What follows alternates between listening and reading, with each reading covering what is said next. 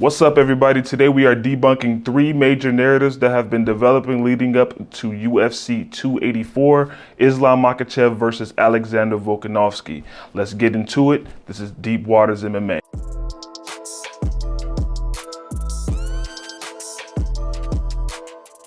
All right, so if you've been following MMA for any extended period of time, you've probably recognized that leading up into the big fights and the big events, there are often these narratives that develop around a fight that usually seem like these narratives are geared towards trying to discredit one fighter or the other, or basically take credit away from if one side wins or the other side wins. So that's what we're getting into today. We are going to be talking about UFC 284 and the narratives that have been forming around this fight with Islam Makhachev versus Alexander Volkanovski. First up, Alexander Volkanovski is going to be surprisingly strong.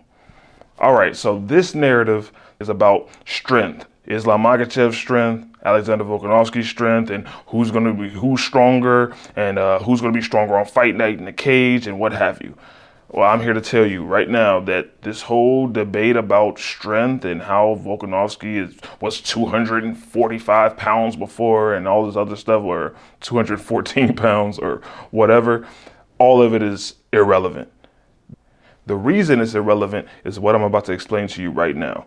Islam Makhachev is not out there using strength to beat his opponents. He is not out there muscling people down to get his takedowns. He's not out there using brute force to keep his top control or to hold people down on the ground. Islam is using technique to hold these people down. Islam is using highly technical takedowns, sweeps, trips, throws to get people to the ground. He is not out there using all of his energy or all of his strength to force people to the ground.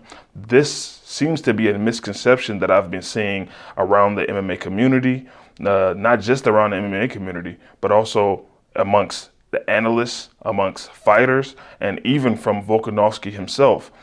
He had a quote where he was talking about Islam is going to be surprised at how strong he is. Once he grabs a hold of me, he's going to see that I'm like a little brick wall, and he's going to start to crumble and wonder, he's going to feel like he's in trouble basically because Volkanovski is so strong. This doesn't really hold up.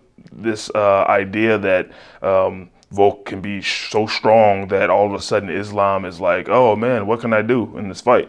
Like, that's not going to happen. Islam uses technique to get you down. He doesn't use strength. If he was out there using strength and all his muscle and everything to get people to the ground and hold people down, he would be gassing out and tired after a round or two. There's actually an example of this. There's another wrestler that used to be in the UFC. Many of you know, Kevin Lee. He used a lot of strength and explosiveness to get people down to the ground and to take people's backs and everything else to hold people down. And that's why Kevin Lee often had an issue with gassing out in fights. You cannot go out there and wrestle with high-level fighters and use your muscle and strength and power to try to force them to the ground and hold them down and expect to still be, there and still have your energy, still have a gas tank when the second, third, and fourth rounds roll around. It's not going to work. Islam Makhachev, we have never seen tired. We've seen him fight all the way up to the fourth round, even get a finish in the fourth round, and he still looks like he has just as much energy in the fourth round as he had in the first and second round. So this is because he's using technique to out-wrestle his opponents, out-grapple his opponents, out-maneuver his opponents. He's using technique, using setups, and everything else. All right, next up. If Islam Makhachev wins, it's because of the size advantage. This is probably my favorite out of the narratives that have been developing around this fight. The size advantage argument. Basically, this has been created and pushed by people on the Volkanovski side of the matchup, people who are rooting for Volkanovski. Basically, it's a way of trying to discredit Islam's win and kind of make the Volkanovski fans feel better if Volkanovski loses. Basically, they're saying, oh, Volkanovski is the better fighter. He's the way better fighter, but, he's just fighting the bigger guy. So, if Volkanovski loses, if Islam wins, it's mainly just because he's so big, so much bigger than Volk. So it's understandable, it doesn't really mean much if Islam wins because, it's just because he's so big. That's it. That's the only reason he's going to win. That's not the case at all. The reason that's not the case is because Alexander Volkanovski would be favored to beat a lot of lightweights. He would be favored to beat not only a lot of lightweights, he would be favored to beat lightweights who walk around heavier than Islam Makhachev. For example, Michael Chandler. Michael Chandler walks around at 200 pounds.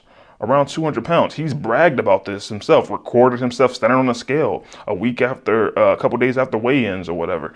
And he was right at 200 pounds, 195, 198 pounds or whatever it was, just a couple days after weigh-ins. And out of camp, he's walking around over 200 pounds.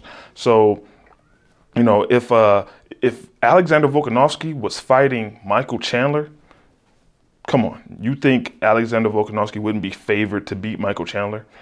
Volkanovski would definitely be the favorite in that fight. I don't know what Michael Chandler's best shot in that fight would be to just land an early knockout, and that would be his best shot. If that fight goes even past the first round, Volkanovski would just take over badly against Michael Chandler. I mean, Michael Chandler wouldn't have anything for him on the feet. The striking levels between those two are just insane. The size advantage in that fight, even though Michael Chandler will have a even bigger weight advantage over Volkanovski than Islam Makhachev would, it wouldn't matter. Volkanovski would still beat Michael Chandler because there's a difference in skill there. So another one, Drew Dober. You think Volkanovski wouldn't be favored to beat Drew Dober? Drew Dober is a big guy, big, jacked guy. I mean, look at him. I mean, he's huge. So he probably walks around 190 to 200 pounds as well. And you think Volkanovski wouldn't be favored to beat Drew Dober? He would beat Drew Dober. You wouldn't say, oh, Drew Dober is just huge, that's why he's going to beat Volkanovski. No, he's not going to beat Volkanovski. No matter how big Drew Dober is, no matter how big Michael Chandler is, they're not going to beat Volkanovski at lightweight.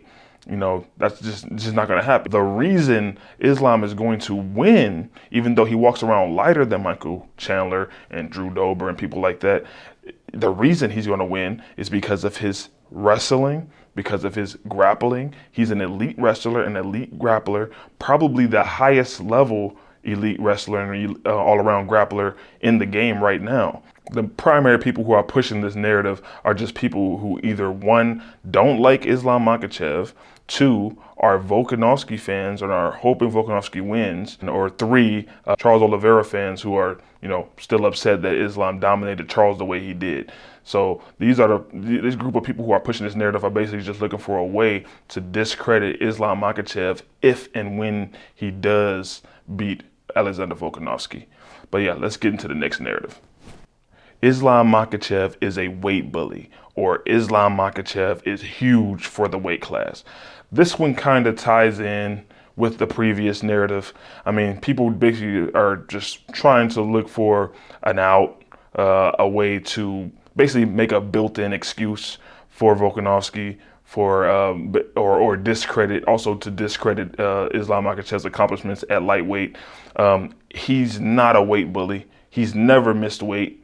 The man walks around probably around 180 to 185 pounds. There are several other lightweights who walk around much heavier than Islam Makhachev.